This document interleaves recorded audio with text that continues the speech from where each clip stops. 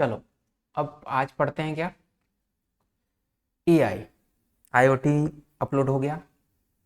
अब एआई बचा है और टीओसी बचा है। आईओटी तो करवा ही दिए, एआई अभी खत्म कर देंगे, टीओसी नेक्स्ट में खत्म करने की कोशिश करेंगे, जिससे पूरा सिलेबस कंप्लीट हो जाएगा। तो जो लोग सब्सक्राइब नहीं किए हैं भाई, सिर्फ वीडियो देखने से काम थोड़ी होगा, सब्सक्राइब करो। ठीक है। और जिन लोगों को पेड वाला टेस्ट चाहिए वो मैसेज कर सकते हैं, अपना नंबर पता ही है, और वेबसाइट पे भी नंबर डला हुआ है, तो वहाँ से भी कर सकते हैं। ठीक है, चलिए इसको शुरुआत करते हैं फटाफट। एआई क्या होता है? छोटा सा चैप्टर है। हाँ, एआई क्या होता है भाई? एआई मतलब आर्टिफिशियल इंटेलिजेंस, कंप्यूटर विज्ञान की वो शाखा है जो ऐसी मशीनें बनाना चाहती है जो इंसानों की तरह सोच, सीख और निर्णय ले सके। मतलब मतलब कि कुछ भी चीज, कोई भी ऐसा मशीन जो खुद से डिसीजन ले सके, आप पे निर्भर ना रहे, वो उसके अंदर इतना ज्ञान हो, इतना चीजें हो कि वो सारी चीजें, जो कोई भी डिसीजन लेने का जो बात आए ना, कि ये करना है कि ये, तो वो खुद से आपके तरह डिसीजन ले सके। ऐसे चीजों को आर्टिफिशियल इंटेलिजेंस के अंदर रखते हैं। जैसे एक एग्जांपल के तौर पर देखिए, सीरी, एलेक्सा, ये सब वॉइस असिस्टेंट एआई है। सेल्फ ड्राइविंग कार जो होता है, जैसे टेस्ला की तरह जो सेल्फ ड्राइविंग कार है, वो खुद ही ब्रेक लगा लेता है जब देखता है कि आगे कुछ आ गया, खुद ही स्पीड मेंटेन करता है, वो खुद ही डिसाइड करता है कि अब हमको क्या करना चाहिए। एरोप्लेन ऑटो पायलट मोड पे चलता है, एआई सिस्टम एक तरीके से हो गया। कैसे उसको पता लगता है कि कब हमको टर्बुलेंस आया है, कब कैसे मैनेज करना है, ये सब एआई सिस्टम का काम है। ठीक है। अब इसमें क्या क्या है? Problem formulation and problem definition. क्या क्या होता है भाई? Before solving any problem AI need to define it properly. कोई भी प्रॉब्लम सॉल्व करने से पहले एआई को जरूरत होती है कुछ चीज़ों को प्रॉपरली डिफाइन करने की। जैसे a problem in AI is defined by initial state, मतलब कि कहाँ शुरुआत कहाँ से हो रहा है। गोल स्टेट मतलब पहुंचना कहाँ तक है। कोई भी प्रॉब्लम है, इसका शुरुआत कहाँ से हो रहा है और कहाँ पहुंचना है। ठीक है। ऑपरेशन, इन दोनों के बीच में ये जो स्टेट है, इनिशियल और गोल, इसके बीच में आप क्या क्या एक्शन लेना है। और path cost, total cost from start to goal क्या रहेगा। ये चार चीजें मेन एआई को नीड होती है। ठीक है, कोई भी प्रॉब्लम को सॉल्व करने के लिए। ठीक है, एग्जाम्पल के लिए अगर समझे तो 8 पजल प्रॉब्लम है, टाइल्स को सही क्रम में लगाने का। अब स्टार्ट रैंडम टाइल अरेंजमेंट, गोल क्या है? अरेंज टाइल 1 से 8 तक इसको अरेंज करना है, ये चीज हो गया।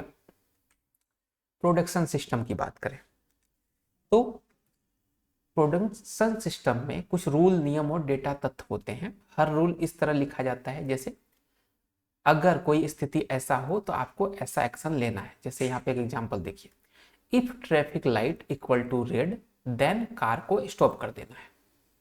ये कंडीशन फीड एआई को ये चीज बताया गया कि देखो, अगर रेड लाइट दिख जाए तुमको तो तुमको कार स्टॉप कर देना है। उसी बेसिस पे तो रोकता होगा, तो उसको मतलब इंस्ट्रक्शन दिया गया होगा कि सामने इतना डिस्टेंस पे अगर तुमको कोई बैरियर दिखे तो तुमको गाड़ी रोक देना है। और जैसे सड़क है, बहुत स्मूथ है, आगे कोई भी तुमको कुछ नहीं दिख रहा है तो एकदम फुल स्पीड से दौड़ाना है।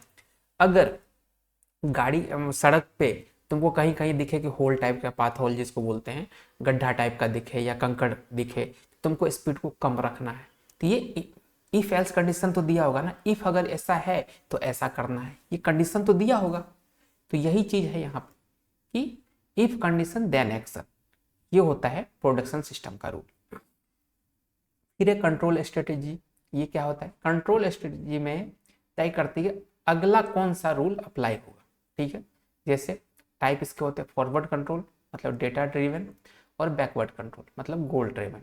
डेटा ड्रिवन मतलब start from given data and reach goal, goal तक पहुंचता है। और गोल ड्रिवन में मतलब start from goal find matching data, मतलब ये गोल हमको चाहिए, इसके लिए कौन सा डेटा हमको फाइंड बेस्ट होगा वो निकालना। एक है कि डेटा से स्टार्ट करना और उस गोल तक पहुंचना, ये डिफरेंस है। एग्जाम्पल के लिए मेडिकल डायग्नोसिस, बैकवर्ड रीजनिंग मतलब गोल से डिजीज तक पहुंचना। गोल हमारा क्या है? मेडिकल डायग्नोसिस में क्या है, गोल क्या है कि हमको बीमारी तक पहुंचना है और फिर हम उस बीमारी तक पहुंच जाते हैं। वेदर फोरकास्ट ये फॉरवर्ड रीजनिंग है। इसमें क्या होता है कि डेटा हमारे पास है कि वेदर का डेटा आज 40 डिग्री टेम्परेचर है, तो हम प्रिडिक्शन आगे का कर सकते हैं। तो ये चीज हो गया आपका फॉरवर्ड रीजनिंग में। सर्च स्ट्रेटेजी क्या होता है, सर्च का मतलब है शुरुआत से लेकर गोल तक सभी पॉसिबल रास्ते ढूंढना। इसमें यूनिफॉर्म यानी ब्लाइंड एक होता है, एक होता है इनफॉर्म ह्यूरिस्टिक। ब्लाइंड यानी यूनिफॉर्म में क्या होता है, no extra info just explore like BFS DFS. और इनफॉर्म में क्या होता है कि यूज इंटेलिजेंस और hints to choose better path. फिर है प्रॉब्लम कैरेक्टरिस्टिक। ये क्या है भाई, एआई प्रॉब्लम अलग अलग नेचर की होती है, पूरी तरह दिखने वाली या अधूरी जानकारी वाली, ठीक है, निश्चित या अनिश्चित, स्थिर या बदलती, स्टेप बाय स्टेप या लगातार चलने वाली, इस तरीके की प्रॉब्लम हो सकती है। जैसे केस में डिटर्मिनिस्टिक डिस्क्रीट होती है और सेल्फ ड्राइविंग में डायनेमिक नॉन डिटर्मिनिस्टिक होती है। चेस में चीजें फिक्स है, चेस अगर खेल रहे हैं आप तो चेस में चीजें फिक्स है, लेकिन सेल्फ ड्राइविंग में डायनेमिक चीजें चेंज हो सकती है। हो सकता है कि आपको पता ही नहीं आगे कैसा रोड आएगा, फिक्स थोड़ी है। लेकिन चेस जब खेल रहे हैं आपको पता है कि यही 64 खाने हैं, इसी में चीजें होगा। अगर इधर से घोड़ा आएगा तो 2.5 चाल ही चलेगा, हाथी चलेगा इतना ही चाल, ये पता है आपको पूरा एकदम कैलकुलेशन। लेकिन सेल्फ ड्राइविंग में ये चीज पता नहीं रहेगा, कार को ये चीज पता नहीं रहेगा कि आगे कौन सा हाथी दौड़ जाएगा, घोड़ा दौड़ जाएगा, कुत्ता भौंक देगा, गाय कूद के इधर से उधर आ जाएगी, पता रहेगा क्या? कुछ भी हो सकता है, डायनेमिकली चेंज हो सकता है माहौल, कभी बारिश हो सकता है, तो इसमें कुछ भी पता नहीं है। ये चीजें होती है प्रॉब्लम कैरेक्टरिस्टिक का। फिर है प्रोडक्शन सिस्टम कैरेक्टरिस्टिक। ये क्या है भाई, एक अच्छा प्रोडक्शन सिस्टम में ये क्वालिटी होनी चाहिए, जैसे सिंपल होना चाहिए वो, दूसरा मॉड्यूलर होना चाहिए, रूल बदलना आसान हो उसमें, फास्ट और एफिशिएंट हो और क्लियर वर्किंग में हो, ये ठीक है।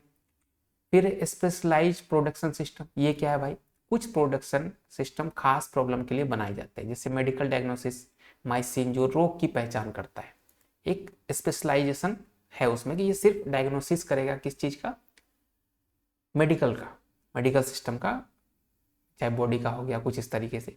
फिर है प्रॉब्लम सॉल्विंग मेथड। ये 2-3 वीडियो लगातार जब बनता है तो ऐसे हो जाता है। इसमें क्या होता है, एआई से प्रॉब्लम को सॉल्व करने के लिए सर्च, लॉजिक या रीजनिंग का इस्तेमाल होता है। जैसे सर्च बेस्ड यानी पजल सॉल्व कर रहा है, लॉजिक बेस्ड मतलब थ्योरम प्रूव कर रहा है, इस तरीके से चीजें। फिर है प्रॉब्लम ग्राफ। ग्राफ में नोड्स स्टेट को एज मूव को दिखाते हैं, जैसे in 8 puzzle each arrangement equal to a node, each move equal to an edge. मतलब कि इसमें 2 तरीके से दिखाते हैं, एक तो नोड स्टेट और एक एज मूव का। अब नोड स्टेट को कैसे दिखा रहा है, ठीक है, each arrangement equal to a node दिखा दिया और ईच मूव इक्वल टू एक एज दिखा दिया, ठीक है। फिर आता है मैचिंग एंड इंडेक्सिंग। मैचिंग का मतलब होता है compare current fact with rule condition. Current जो फैक्ट है उसको रूल कंडीशन के साथ रखना, मतलब मैचिंग कंडीशन है, मैचिंग हो गया है। लेकिन इंडेक्सिंग में क्या होता है, organize rule for faster matching. अब हिंदी में समझे तो मैचिंग हो गया वर्तमान स्थिति की तुलना रूल से करना, और इंडेक्सिंग में हो गया रूल्स को इस तरह रखना कि मैचिंग जल्दी हो जाए, मतलब वर्तमान स्थिति में तुलना जल्दी हो जाए। फिर है ह्यूरिस्टिक फंक्शन। ये क्या है, ह्यूरिस्टिक का मतलब होता है अनुभव आधारित अंदाजा। ये हम आपको क्वेश्चन जो आज करवाए उसमें भी बताया, ह्यूरिस्टिक का मतलब होता है अप्रोक्सीमेशन। एग्जैक्ट चीजें आपको नहीं मिलेगा लेकिन अनुभव आधारित एक अंदाजा लग जाए, तो वही चीज है ह्यूरिस्टिक का मतलब अनुभव आधारित अंदाजा जो बेस्ट रास्ता चुनने में मदद करता है, ठीक है। अब है सर्च एल्गोरिथम। अब ये जो एल्गोरिथम यहाँ पे जो आ रहा है ना, जैसे हिल क्लाइंबिंग हो गया, डेप्थ फर्स्ट सर्च डीएफएस हो गया, ब्रेथ फर्स्ट सर्च हो गया, ये सबको याद रखिएगा, बस यही सब काम देगा, बाकी और कुछ नहीं मतलब है। अब पहला हिल क्लाइंबिंग, ऐसा स्टेप चुनना जो रिजल्ट को बेहतर कर सके, जैसे पहाड़ पर चढ़ने के तरीके से, ठीक है ना। Robot choose path which increase height till top is reached. Robot जो है पाथ सेलेक्ट किया which increase height till top is reached, जब तक कि टॉप उसका नहीं पहुंचे तब तक वो क्या करता है, इंक्रीज हाइट करता रहता है। ठीक है, ये हो गया टॉप क्लाइंबिंग का एग्जाम्पल हो गया। फिर है DFS, डेप्थ फर्स्ट सर्च। इसमें क्या होता है, एक रास्ते पर अंत तक जाने के बाद भी दूसरा रास्ता चुनना। जैसे मेज में पहले एक गलियारा पूरा एक्सप्लोर करना, फिर हम दूसरा मतलब वहां पहुंच गए फिर दूसरा पे जाएंगे। ब्रेथ फर्स्ट सर्च में क्या होता है कि हर लेवल के सभी नोट्स एक्सप्लोर करो फिर अगले लेवल पे जाओ। ठीक है। कॉन्स्ट्रेंट सेटिस्फेक्शन प्रॉब्लम, CSP, ये क्या होता है भाई, ऐसे प्रॉब्लम जिनका सॉल्यूशन कुछ कंडीशन और कंस्ट्रेंट को सेटिस्फाई करे। जैसे sudoku, map colouring, time table scheduling, ये सब क्या करता है, कुछ पर्टिकुलर कंडीशन या कंस्ट्रेंट को सेटिस्फाई करता है। सुडोकू में क्या होता है, आपको एक पैटर्न मिल जाता है, यहाँ पे 2 3 4 ऐसे करके पैटर्न बनाना है, या कोई नाम दे दिया राम, या सब 5 सब्जी का नाम बोल दिया। अब उसको एक फिक्स कंडीशन तो हो गया ना आपके पास, उस तरीके से।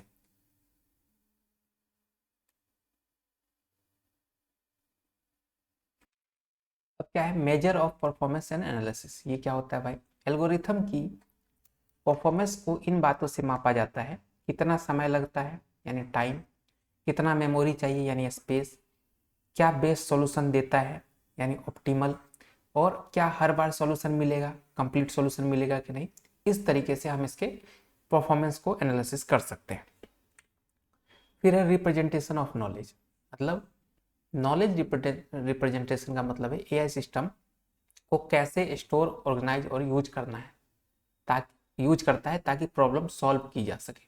ठीक है, नॉलेज को रिप्रेजेंटेशन कैसे हो रहा है, जो आपको AI सिस्टम का जो ज्ञान है, इंफॉर्मेशन को कैसे स्टोर कर, ऑर्गेनाइज और यूज करता है ताकि प्रॉब्लम सॉल्व की जा सके। अगर आप किसी गेम खेल रहे हैं तो AI को ये पता होना चाहिए कि कौन से मूव पॉसिबल हैं और कौन से जीत दिला सकता है, यही उसका नॉलेज रिप्रेजेंटेशन होता है गेम प्लेइंग के लिए अगर देखा जाए। चलिए गेम प्लेइंग पे बात करते हैं। गेम प्लेइंग जैसे चेस हो गया, टिकटॉक टॉय हो गया, में AI अपने स्टोर्ड नॉलेज और सर्च मेथड से सबसे अच्छा मूव चुनता है। AI का काम क्या होता है, एक तरीके से पहले ये समझते हैं। AI हो गया आर्टिफिशियल इंटेलिजेंस, मतलब कि उसके पास अपना दिमाग है। आपने उसको कोई प्रॉब्लम दिया, उस प्रॉब्लम का वो सॉल्यूशन निकाल के देगा आपको, बस यही कहानी है। अब गेम प्लेइंग में मान लो आपने चेस का उसको दिया, आपके पास अभी तक का करंट सिचुएशन उसके पास पता है कि कहाँ कहाँ कौन से गोटी बोलिए या क्या बोलते हैं उसका, जो भी हाथी घोड़ा जो भी है, कहाँ कहाँ किस किस पोजीशन पे, ये चीज़ को पता है। अब उसके अकॉर्डिंग वो आपको डेटा निकाल के देगा कि ये बेस्ट मूव हो सकता है आपके लिए जीतने के लिए। क्यों, क्योंकि उसके पास पुराना डेटा होगा कि इस तरीके के कॉम्बिनेशन होने पे क्या क्या पोजीशन हो सकते हैं, क्या क्या चीज़ें हो सकती है जिससे कि सामने वाला जीत सकता है। तो ये चीज़ें किस में आता है, गेम प्लेइंग में आता है। ठीक है, मान लो लूडो खेल रहे हैं, अगर AI को पता है कि कौन सा मूव सेफ है और कौन से गोल के करीब ले जाएगा, तो वो नॉलेज बेस्ड डिसीजन लेगा। ठीक है। फिर है knowledge representation.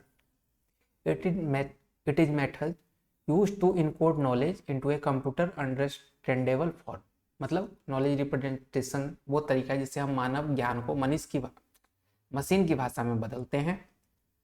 Main type of knowledge representation की बात करें, logical, semantic network, frame, production rules. अब ये क्या क्या भाई, फिर वही चीज, लॉजिकल रिप्रेजेंटेशन मतलब यूजिंग लॉजिक एंड फैक्ट्स हो गया, सिमेंटिक मतलब यूजिंग रिलेशनशिप, फ्रेम मतलब स्ट्रक्चर्ड डेटा, और प्रोडक्शन रूल मतलब वही इफ देन वाला कंडीशन कि अगर बारिश होगा तो छाता निकलेगा।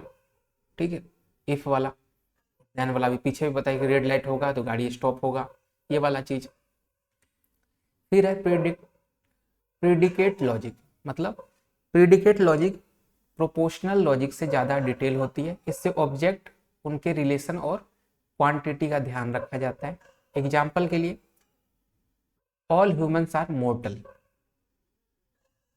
मतलब सभी मनुष्य नश्वर है। इसका मतलब है कि हर एक्स के लिए अगर एक्स मनुष्य है तो एक्स नश्वर। ठीक है, इस तरीके से कुछ प्रीडिकेट लॉजिक होता है। इंट्रोडक्शन टू प्रीडिकेट कैलकुलस, मतलब प्रीडिकेट कैलकुलस, कैलकुलस आप लोग पढ़े हैं ये बताइए पहले, जिनका मैथ होगा बैकग्राउंड ट्वेल्थ में मैथ पढ़े होंगे, 11 ट्वेल्थ में वो भी कैलकुलस पढ़े होंगे। जिसने इंजीनियरिंग किया होगा वो उसने भी पढ़ा होगा। तो कैलकुलस हर जगह रहता है, डेली लाइफ में यूज नहीं होता लेकिन यहाँ पे यूज होता है। अब जब ये सिस्टम आप बनाइएगा तो कैलकुलस का यूज होता है। प्रेडिकेट कैलकुलस एक तर्क प्रणाली लॉजिक सिस्टम जो प्रेडिकेट्स वेरिएबल और क्वांटिफायर से नॉलेज को दर्शाती है। बस इतना सा समझ लीजिए। कम से कम एक छात्र है जो एआई पढ़ता है, इस तरीके से कोई एग्जांपल है। प्रेडिकेट्स लॉजिक का मतलब बस ये समझिए, प्रेडिकेट्स कैलकुलस एक तर्क प्रणाली है लॉजिक सिस्टम जो प्रेडिकेट्स वेरिएबल और क्वांटिफायर से नॉलेज को दर्शाती है। इससे ज्यादा कुछ नहीं है इसमें। फिर रेजुलेशन, मतलब रेजुलेशन एक तर्क विधि है जिससे हम दिए गए फैक्ट से नए फैक्ट निकाल सकते हैं या किसी स्टेटमेंट को साबित कर सकते हैं। अब एक चीज बताइए, बहुत लोग आईओटी और एआई के लिए इतना परेशान थे, इसमें है क्या जो हम आपको सिलेबस कंप्लीट कराएं? हर पेज पे वही कहानी है, ऐसा तो है नहीं कुछ नया चीज। आईओटी में तो फिर भी नए नए वर्ड थे, यहाँ कुछ नहीं है, कुछ है ही नहीं। इससे क्वेश्चन बस क्या पूछेगा कि एआई का जनक कौन है भैया, यही पूछता है। एआई में कौन सा लैंग्वेज यूज होता है, यही पूछेगा। इससे ज्यादा कुछ नहीं पूछेगा यहाँ से। चलिए रेजुलेशन बता दिया आपको। रेजुलेशन एक तर्क विधि है जिसे हम दिए गए फैक्ट से नए फैक्ट निकाल सकते हैं या किसी स्टेटमेंट को साबित कर सकते हैं। बस स्टेप्स होता है, convert all statement into casual form, apply resolution rule to eliminate contradiction, if contradiction is found statement is proven. बस कहानी खत्म। अगर सभी मनुष्य नश्वर है और सोक्रेट्स मनुष्य है तो सोक्रेट भी नश्वर हो गया, मतलब एक कंडीशन दूसरे पे आधारित है। बस यूज और प्रेडिकेट्स कैलकुलेशन एआई कैसे यूज होता है? प्रेडिकेट्स कैलकुलस का उपयोग एआई में इन जगहों पर होता है, जैसे एक्सपर्ट सिस्टम में फैक्ट्स को स्टोर करने के लिए, लैंग्वेज अंडरस्टैंडिंग भाषा समझने के लिए, लॉजिक प्रूफ के लिए, डिसीजन मेकिंग के लिए। बात खत्म। Knowledge representation using other logic, हाँ ये लॉजिक थोड़ा सा ध्यान रखिएगा, फजी लॉजिक हो गया, मॉडल लॉजिक हो, ये सब याद रख लीजिएगा। जैसे प्रीडिकेट लॉजिक के अलावा एआई में और भी लॉजिक सिस्टम यूज होते हैं, जैसे मॉडल लॉजिक विश्वास या इरादा दर्शाने के लिए, मतलब represent beliefs, intention and possibility. Fuzzy logic मतलब अनिश्चित या आंशिक सत्य को दर्शाने के लिए, ठीक है। फिर है नन मोनोटोनिक लॉजिक, जब नई जानकारी आने पर निष्कर्ष बदल सकता है, वैसे को बोलते हैं नन मोनोटोनिक लॉजिक। जैसे फजी लॉजिक का एग्जांपल अगर देखें, weather is somewhat hot, मतलब डिग्री ऑफ ट्रूथ क्या है, 0.6 है। Model AI believe user is human, model logic का मतलब ये बिलीव करता है, एआई अगर बिलीव करता है यूजर इज ह्यूमन, हो सकता है कि आपका कुत्ता बहुत तेज हो जाए तो यूजर तो वो भी हो सकता है, तो ये बिलीव का बात है बस। फिर स्ट्रक्चर रिप्रेजेंटेशन ऑफ नॉलेज, मतलब स्ट्रक्चर रिप्रेजेंटेशन का मतलब है नॉलेज को ऑर्गेनाइज और कनेक्टेड तरीके से रखना। अब कॉमन स्ट्रक्चर फॉर्म क्या हो सकता है? Semantic network, concept linked by relation, जैसे cat is a animal, cat has tail, मतलब कैट एक जानवर है, कैट को पूंछ होती है, बस। फिर होता है एक frame use to represent object based knowledge like template. Example के लिए फ्रेम हो गया आपका कार, टाइप क्या हुआ इसका, व्हीकल है, हैज इंजन होगा, एक फ्रेम है ना भैया कि कार में इंजन होगा, टाइप तो इसका व्हीकल है लेकिन इसके पास क्या क्या होगा, इंजन होगा, व्हील होगा, फ्यूल से चलेगा, एक फ्रेम हो गया, टेम्पलेट के तौर पे काम कर रहा है, बस। फिर है क्विक समरी में प्रेडिकेट लॉजिक का मतलब logic with object relations, all human are mortal, इस तरीके से। रेजुलेशन इन्फेरेंस टेक्निक, निष्कर्ष निकालने की विधि। फजी लॉजिक में डील विद अनसर्टेनिटी, अनिश्चितता से निपटने वाला तर्क। Semantic network, graph of relation, संबंधों का नेटवर्क। फ्रेम मतलब ऑब्जेक्ट डेटा स्ट्रक्चर, वस्तु आधारित संरचना। चलिए अगला टॉपिक है नॉलेज इनफ्रेंस। इन्फ्रेंस का मतलब होता है मौजूदा जानकारी, फैक्ट और रूल से नया निष्कर्ष निकालना। जैसे फैक्ट क्या है, ऑल ह्यूमन आर मोर्टल, ठीक है। फैक्ट क्या होगा, सोक्रेट्स इज ह्यूमन। अब इन्फ्रेंस क्या आया कि सभी इंसान जो है वो मोर्टल है और सोक्रेट्स जो है वो इंसान है, तो मतलब सोक्रेट्स भी मोर्टल हो गया। यही हो गया हमारा नॉलेज इन्फ्रेंस का मतलब। कि डायरेक्टली नहीं बोल रहा है कि ये जो सोक्रेट्स है ये मॉर्टल है, लेकिन इन दोनों फैक्ट्स के आधार पे हम बोल रहे हैं सोक्रेट्स भी मॉर्टल है। फिर है knowledge representation is production based system.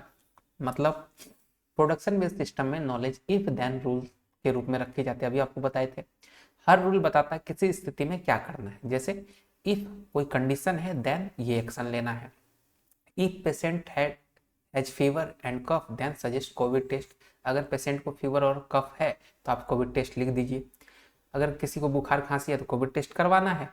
ये क्या है, इफ कंडीशन में बुखार और खांसी है और जो आपका एक्शन है वो कोविड टेस्ट है, बस। Knowledge representation is frame based system. इसमें कैसे होता है भाई, फ्रेम बेस्ड सिस्टम में नॉलेज को टेबल या ऑब्जेक्ट जैसे ढांचे में रखा जाता है। हर फ्रेम किसी चीज की जानकारी और गुण रखता है। वही चीज बताई थी, कार वाला कार, उसका टाइप व्हीकल है, हैज इंजन, व्हील्स होगा, यूज फ्यूल करेगा।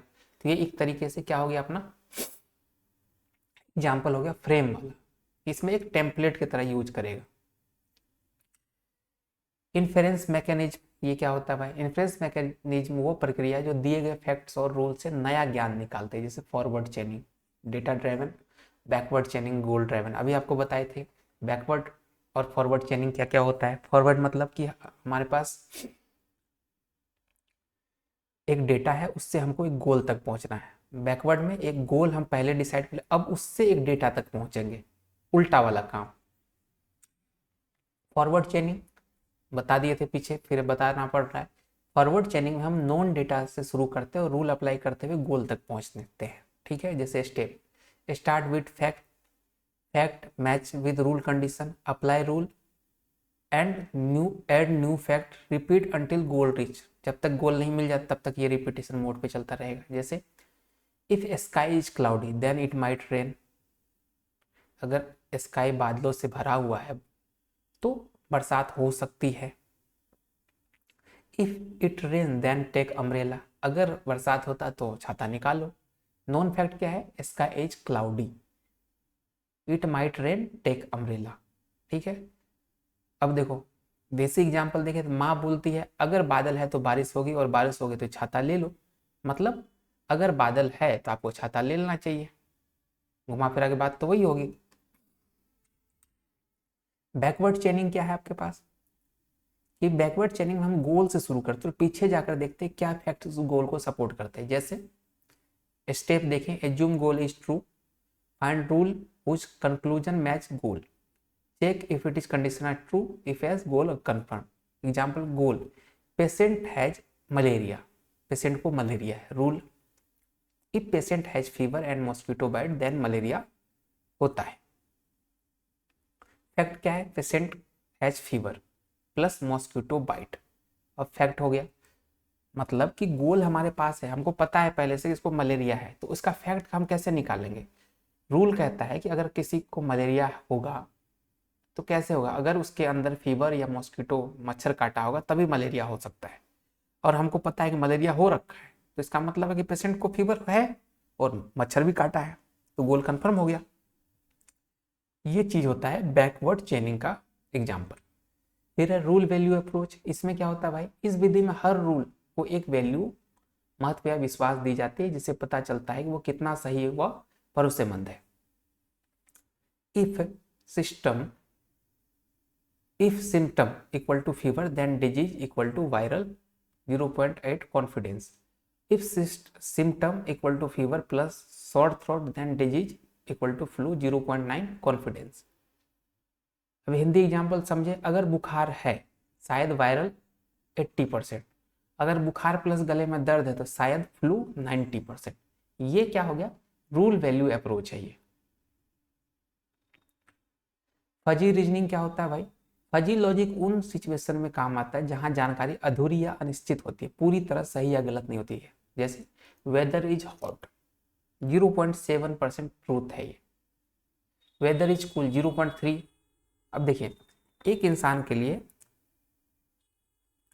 वेदर हॉट हो सकता है, ठीक है ना, पूरी तरीके से हॉट नहीं है, हो सकता है।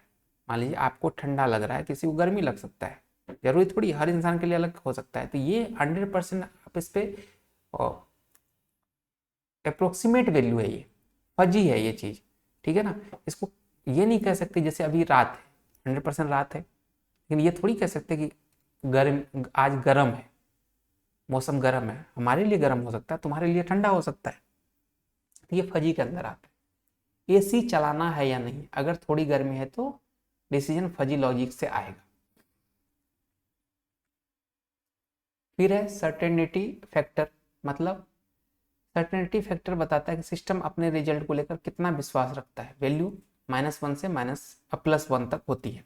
Rule, if patient have fever then has infection 0.8, 80% sure patient है इन्फेक्शन है, ठीक है। अब ये एक चीज बताइए, ये सब चीज जो आप हमसे करवा रहे हैं ये सब का कहाँ यूज कीजिएगा। यही एक पेज में हम समझा के निकल जाते तो फिर आप लोग कमेंट कर देते कि टाइम पास कर दिया आप, पूरा सिलेबस कंप्लीट कराने का बोले थे पढ़ाए नहीं, यही बोलते हैं ना।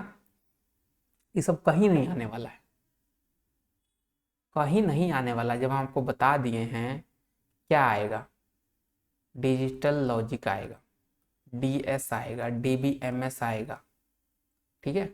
उसके बाद सीएन आएगा, सॉफ्टवेयर इंजीनियरिंग अच्छे से पढ़ा दिए हैं। ये सब पे कीजिए ना फोकस। ये सब तो तुक्का मार के भी सही कर सकते हैं, 1-2 क्वेश्चन। यहाँ 4-5 चैप्टर जो है इसको रगड़ लीजिएगा तो कंप्यूटर साइंस का कोई क्वेश्चन हिलेगा, 50% नंबर ऐसे आ जाएगा।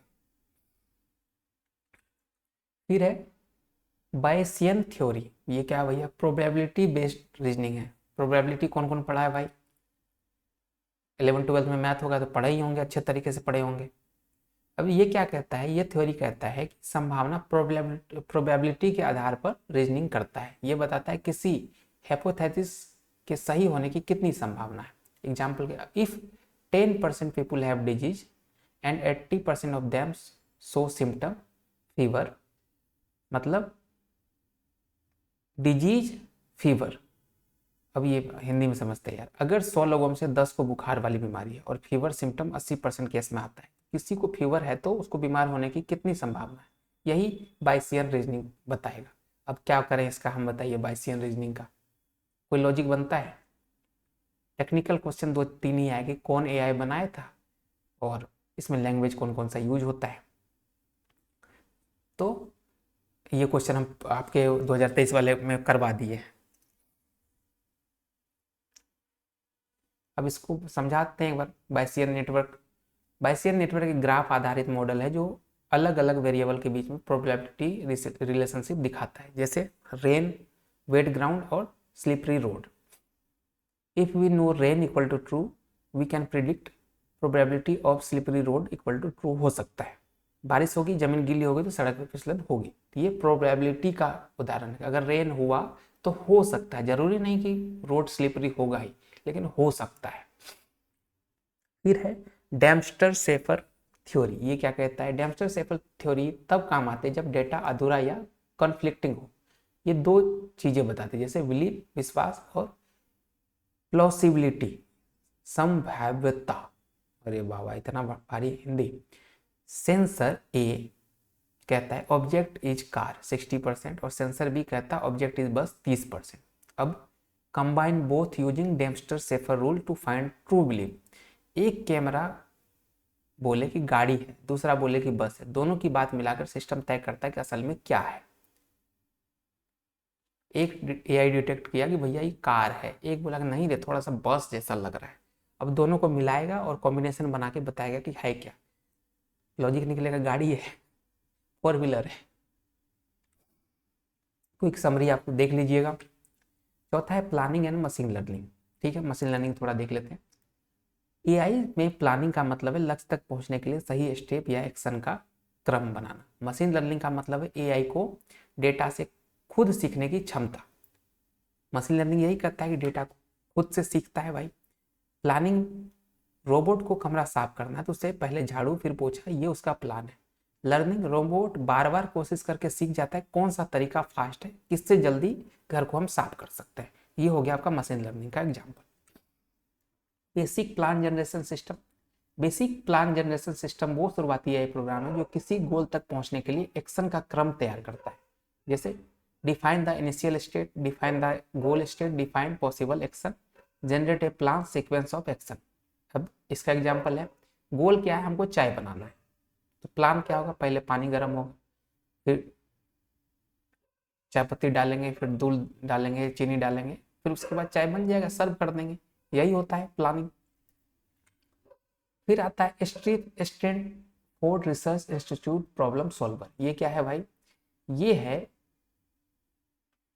Stanford research institute problem solver, एक प्रसिद्ध प्लानिंग सिस्टम है। यह प्रॉब्लम को इस तरह दर्शाता है कि इनिशियल स्टेट, शुरू की स्थिति क्या है, गोल स्टेट हमारा क्या है, ऑपरेशन यानी एक्शन क्या क्या स्टेप लिए जा सकते हैं, हर एक्शन के साथ दो बातें होती है, प्री कंडीशन यानी एक्शन करने से पहले क्या होना चाहिए, और उसके बाद इफेक्ट, एक्शन के बाद क्या बदलता है ये चीज। ये जो पूरा कनेक्शन है ये किसके अंदर आता है, स्ट्रिप्स के अंदर आता है। ठीक है, अब यहाँ एग्जाम्पल देखिए, हिंदी एग्जाम्पल, अगर हाथ खाली है और ब्लॉक टेबल पर है तो ब्लॉक उठाओ, अब हाथ खाली नहीं है। इस तरीके से कुछ चीजें होती है, ये स्ट्रिप के अंदर आती है। मतलब कि हर चीज करने से पहले इनिशियल स्टेज पता होना चाहिए, गोल क्या है हमारा वो होना चाहिए, और बीच में कितने स्टेप लेंगे, वो भी स्टेप, एक स्टेप लेने से पहले क्या कंडीशन है, वो स्टेप अगर करते हैं तो क्या इफेक्ट पड़ेगा, ये चीज भी इसमें आता है। फिर है एडवांस प्लान जनरेशन सिस्टम के स्ट्रिप। ये क्या कहता है भाई, के स्ट्रिप का एडवांस वर्जन है जिसमें एक साथ कई गोल हैंडल हो सकते हैं और एक्शन के बीच में कोऑर्डिनेशन बेहतर होता है।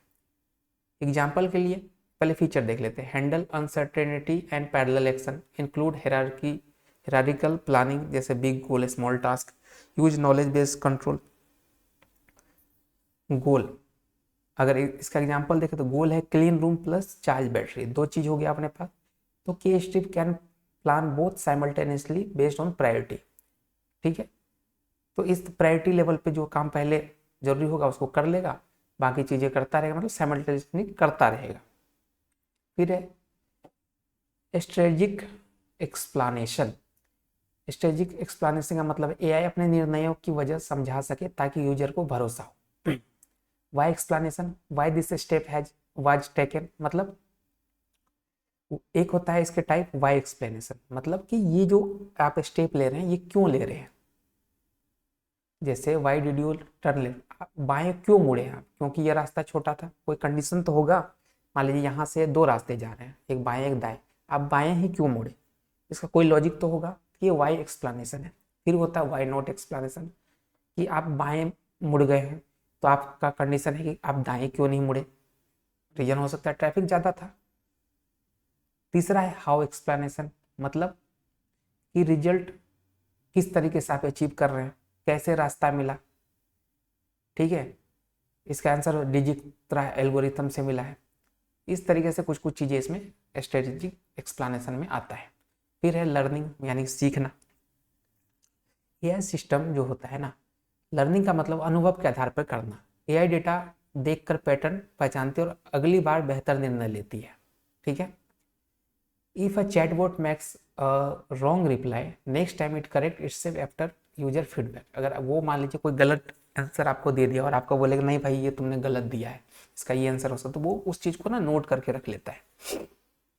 नेक्स्ट टाइम वही क्वेश्चन तुम पूछो उससे, वो चैट जीपीटी की बात कर रहा हूँ, वो तुमको जो तुमने बोला था ना वो अगर उसको लगा कि हाँ ये सही बात बोल रहा है तो वो आंसर देगा, ऐसे नहीं कि पहले वाला आंसर दे देगा। तो ये सीखने की तरीका उसको चलता रहता है प्रोसेस, जितना डेटा उसके पास आएगा उतना वो सीखेगा।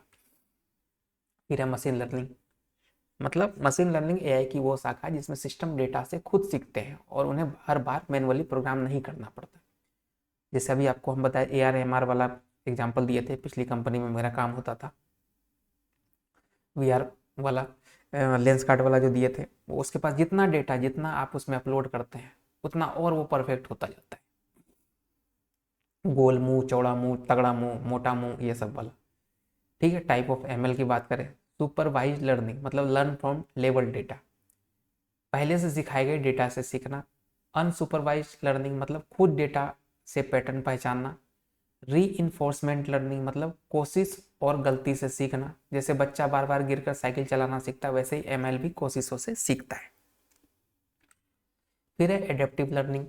ये क्या है, एडेप्टिव लर्निंग में वो होती है जहाँ सिस्टम परिस्थितियों के अनुसार खुद को बदल लेता है।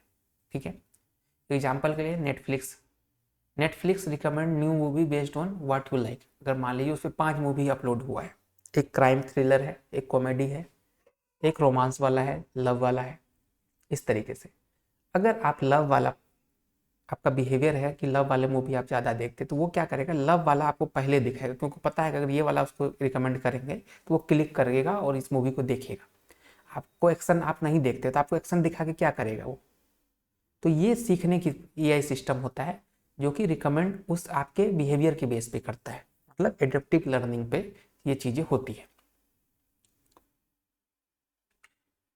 फिर ये आपका हो गया क्विक समरी, और लास्ट टॉपिक है अपना क्या, एक्सपर्ट सिस्टम।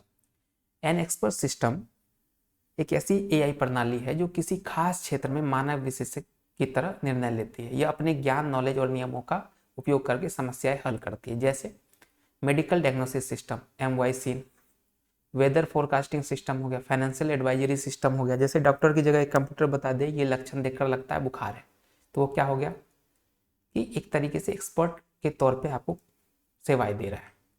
फिर है आर्किटेक्चर ऑफ एक्सपर्ट सिस्टम। तो इसमें 5 मेजर कंपोनेंट होते हैं, knowledge base, inference engine, user interface, explanation और नॉलेज एक्विजिशन मॉडल। क्या क्या काम होता है, नॉलेज बेस में होता है ज्ञान का भंडारण, नियम और तथ्य को रखना। इंटरफेस में मतलब तर्क इंजन नियम लागू करता है। यूजर इंटरफेस में होता है communication between user and system, मतलब यूजर से बातचीत करने का तरीका। और एक्सप्लानेशन में हो गया कि हाउ, वाई, ये सब तरीके की चीज़ें निर्णयों की वजह से बताने की क्षमता होती है इसमें। नॉलेज एक्विजिशन मतलब नया ज्ञान जोड़ने की सुविधा होनी चाहिए, कि मान लीजिए कुछ चीज़ नया नया चीज़ सीख रहा है वो और ऐड करता जाता है, एडअप करता जा रहा है। एग्जाम्पल जैसे किसी डिजिटल डॉक्टर के दिमाग में सारे इलाज के नियम, नॉलेज बेस, सोचने की क्षमता, इन्फ्रेंस इंजन और मरीज से बात करने का तरीका यूजर इंटरफेस होता है। फिर है रोल ऑफ एक्सपर्ट सिस्टम। क्या क्या रोल हो सकते हैं भाई, तो सलाहकार हो सकता है, एडवाइजर सुझाव दे सकता है, सहायक मतलब असिस्टेंट के तौर पे काम कर सकता है, शिक्षक टीचर हो सकता है, निर्णायक मतलब डिसीजन मेकर हो सकता है, खुद निर्णय ले सकता है। एग्जाम्पल बैंकिंग सिस्टम जो लोन अप्रूव या रिजेक्ट करे, डॉक्टर को डायग्नोसिस करने में मदद कर सकता है कोई प्रोग्राम, इस तरीके से। नॉलेज एक्विजिशन, अब ये क्या है, नॉलेज एक्विजिशन का मतलब होता है मानव विशेषज्ञों से ज्ञान इकट्ठा करके उसे नॉलेज बेस में रखना। जैसे सोर्स इसका क्या क्या होगा, ह्यूमन एक्सपर्ट, बुक और रिसर्च पेपर, पास्ट केस और डेटा। जैसे देसी एग्जाम्पल अगर देखें, आजकल एस्ट्रोलॉजी वाला खूब ऐप बन रहा है, उसमें बहुत सारी चीज़ एआई सिस्टम पे काम है। वो कैसे करता है कि बहुत सारा डेटा उसके पास है कि ये ऐसा अगर जन्म तिथि हो, ऐसा नाम हो, तो इस तरीके से चीज़ें उसको बताना है, ये हो सकता है, ये ग्रह हो सकता है, ये नक्षत्र हो सकता है, सब कुछ उसमें इनबिल्ट दिया हुआ है, तो उससे चीज़ें करता है। अब यहाँ पे क्या एग्जाम्पल दिया है, देसी पंडित जी से पूजा के नियम सीखकर कंप्यूटर से में डाल देना ताकि अगली बार पूजा एआई खुद पूजा करा सके, इस तरीके से। फिर है मेटा नॉलेज। मेटा नॉलेज का मतलब है ज्ञान के बारे में ज्ञान, यानी सिस्टम को पता होना चाहिए कौन सा ज्ञान कब और कैसे इस्तेमाल करना है। जैसे माँ कहे पहले खाना गर्म करो फिर खाओ, ये जानता है कि रूल को पहले चलाना है, कौन सा रूल पहले करना है उसको पता है, ये मेटा नॉलेज का पार्ट है। ह्यूरिस्टिक वही चीज, ह्यूरिस्टिक वो अनुभव आधारित नियम है जिससे सिस्टम जल्दी निर्णय ले सकता है। ये हमेशा परफेक्ट नहीं होता लेकिन प्रैक्टिकल होता है। जैसे घर में लाइट गई, माँ बोले पहले फ्यूज देखो, ये ह्यूरिस्टिक है। पॉसिबल नहीं कि फ्यूज ही खराब हुआ हो, नॉर्मली लाइट भी जा सकता है, लेकिन एक टेंडेंसी होती है कि अनुभव पर आधारित कि अगर अचानक से लाइट चला गया तो हो सकता है फ्यूज कट गया हो, जल गया हो, इस तरीके से। फिर आता है टिपिकल एक्सपर्ट सिस्टम। ये क्या है भाई, अभी आजकल चल रहा है MYCIN, medical expert system, develop by Stanford university, used for diagnosis bacterial infection, use certainty factor to handle uncertainty. Input क्या है, सिम्टम से, output disease plus recommend antibiotic recommend करता है। जैसे मरीज बोले कि बुखार, खांसी, गले में दर्द है, तो MYCIN बोलेगा संभावना बैक्टीरियल इन्फेक्शन हो गया, पेनिसिलिन ले लो। पेनिसिलिन देता है क्या है, पेनिसिलिन, अच्छा वो इंसुलिन है, ये पेनिसिलिन, ठीक है समझ लिया। हमको लगा कि उसका दवाई दे रहा है क्या, क्या बोलते हैं चीनी वाला, शुगर वाला बीमारी का। फिर एक dart, dynamic analysis and replanning tool, ये यूएस डिफेंस सिस्टम बनाया है, use for military logistic and planning. ये कैसे काम करता है, डाट का इस्तेमाल सेना के संसाधनों को योजना बनाने में होता है, जैसे कौन सा सामान कब और कहाँ भेजना है। जैसे शादी में पंडित जी सबको जगह बांटते हैं, तो मंडप संभाल तू खाना देख, वैसे ही ये भी डाट क्या करता है, मिलिट्री लॉजिस्टिक में काम करता है। फिर है जून, बिजनेस एक्सपर्ट सिस्टम है ये क्या करता है, जून एक व्यावसायिक एक्सपर्ट सिस्टम जो निवेश और जोखिम विश्लेषण में मदद करता है। अगर किसी कंपनी का प्रॉफिट कम है तो जून सुझाव देगा कॉस्ट रिड्यूस करो, प्रोडक्ट अपडेट करो, इस तरीके से चीज़ें उसके अकॉर्डिंग देगा। फिर है एक्सपर्ट सिस्टम सेल्स, ये क्या करता है भाई, एक्सपर्ट सिस्टम सेल एक सॉफ्टवेयर टूल है जिसमें एक्सपर्ट सिस्टम की सारी बेसिक स्ट्रक्चर बनी होती है, बस आपको अपना नॉलेज जोड़ना होता है। ठीक है, एग्जाम्पल क्लिप्स हो गया है, EMI सीन है, OPS5 है। जैसे घर का ढांचा बना है, बस आपको अपनी दीवारें और फर्नीचर जोड़ना है, वैसे एक्सपर्ट सिस्टम सेल है। ठीक है, ये आपका क्विक समरी हो गया। तो AI में कुछ था नहीं फालतू का, आप लोग टाइम मेरा खराब किए, इससे अच्छा हम TOC पढ़ा देते तो वो ज़्यादा बेटर होता। बाकी ठीक है, ये भी निकल गया। अब TOC पढ़ाते हैं घर पहुँच के। ठीक है, तब तक के लिए अपना ध्यान रखिए, तैयारी करते रहिए, मिलते हैं नई वीडियो में।